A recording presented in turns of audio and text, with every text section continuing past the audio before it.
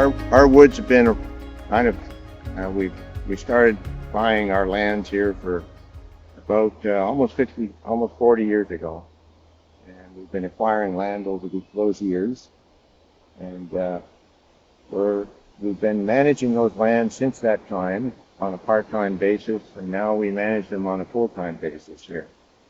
And since I am a professional forester, I've worked in the forestry career all my life.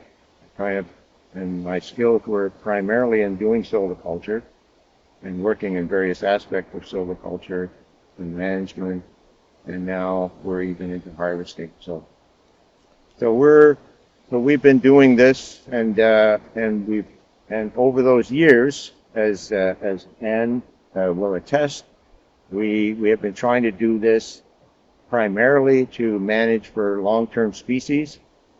And in this area, because we're in the Grand Lake lowland area, the prime species here are generally softwoods, principally white pine, red spruce, and also on the shores of the lake, there's actually a lot of red oak growing.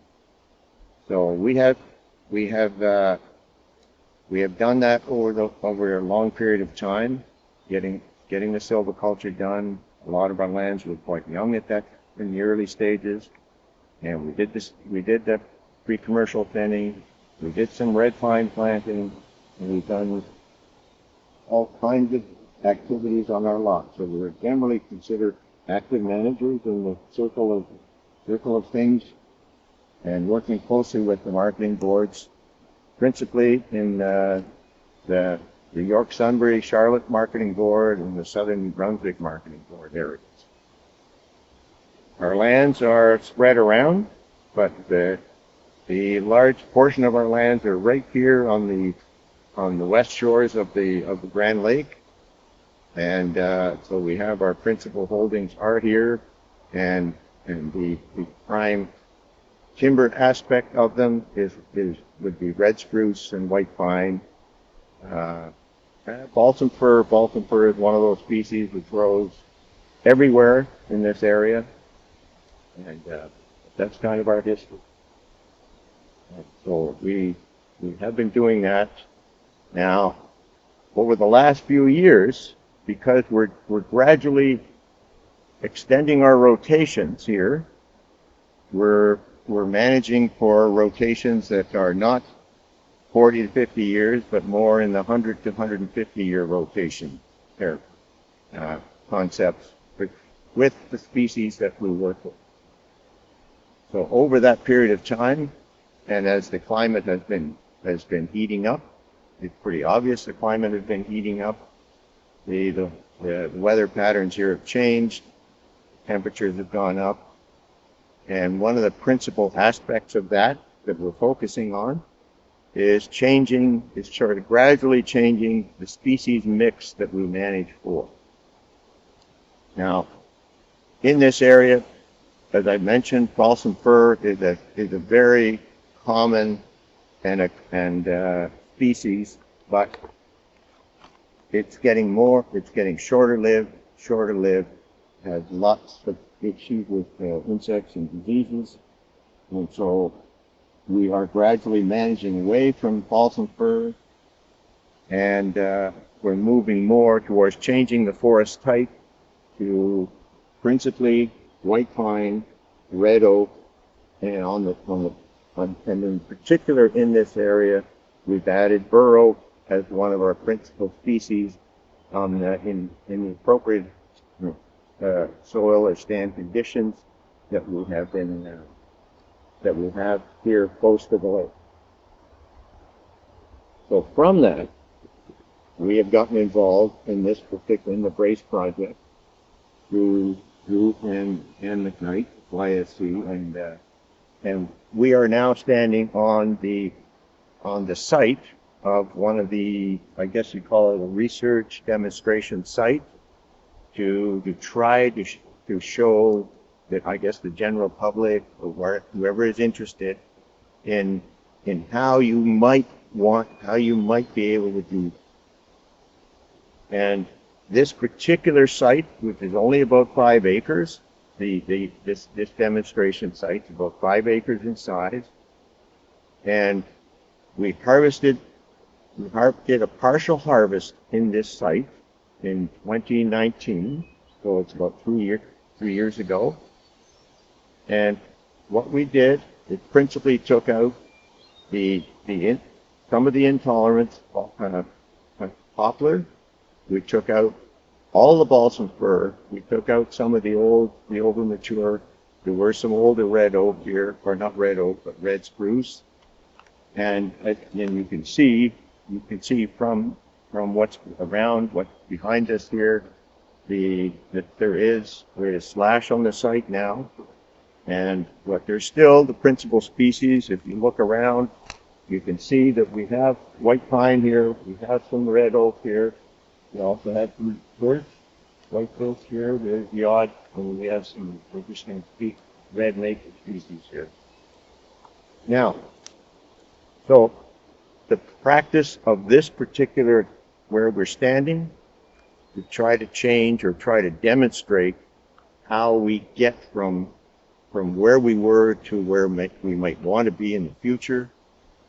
We have planted red oak acorns directly in the ground in the fall, which we picked from trees around this area. This particular spring, we also were fortunate enough to get bur oak acorns directly from the Canada Seed Center. National Tree Seed Center. The National Tree Seed Center. With thanks to Donnie McPhee and Catherine Burgess. So we planted probably about 150 bur oak acorns directly in the ground in this site where you see the slash before you. And we've also put in, just as a couple of other species, we put in a couple of black walnut seeds directly in the ground to make sure that they've taken them. But anyway, so this site we are generally try to convert to, over the years, try to convert that to white pine, red oak, bur oak, and the other species that works, that grows very well close to the lake right here, is actually red maple. We have some very nice, tall, very straight red maple stems here, and but this is a 150-year project, so we probably won't be around to see the fruits of it, but we are, because it is very close to the lake, in fact we're close to where our office, as Gloria calls it. It used to be a cottage, but now it's our local office here. And we're going to try to manage these. And we also have planted red oak seedlings, as you see right here. Those were actually seedlings, and these ones we have fenced. Now, the ones that we plant in the ground, there's too many of them. What we want to do, because the deer are also exist in this area, so we want to flood the area with seedlings so that the deer won't get them all. So that's the other hope that we probably will. Planted about 150 red oak acorns just in this small area here.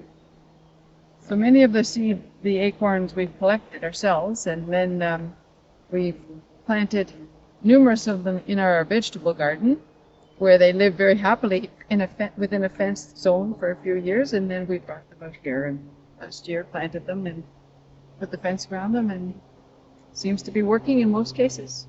I get to work with, first of all, some people who have a big history of management and the background in forestry and agriculture.